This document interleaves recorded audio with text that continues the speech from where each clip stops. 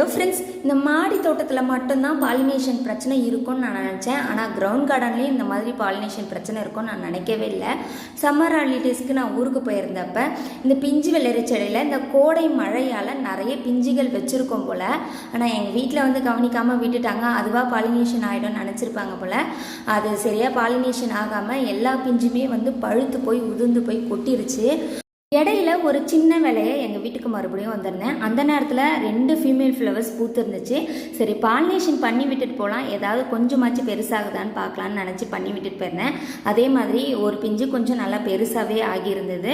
நான் வந்து 2 கொடி வச்சுருக்கேன். 2 கொடியில் எவ்வளோ வேணாலும் நம்ம பாலினேஷன் பண்ணிக்கலாம், எது பெருசாகுதோ ஆகட்டும்னு சொல்லிட்டு பார்க்குறப்பெல்லாம் பாலினேஷன் பண்ணிடுவேன். ஆனால் அடுத்தடுத்த பேட்சுக்கு நிறைய பிஞ்சு வச்சுருக்கேன். நம்ம வந்து நிறைய பிஞ்சு வெள்ளரி அறுவடையும் அடுத்தடுத்த வீடியோவில் நம்ம பார்க்க போகிறோம்.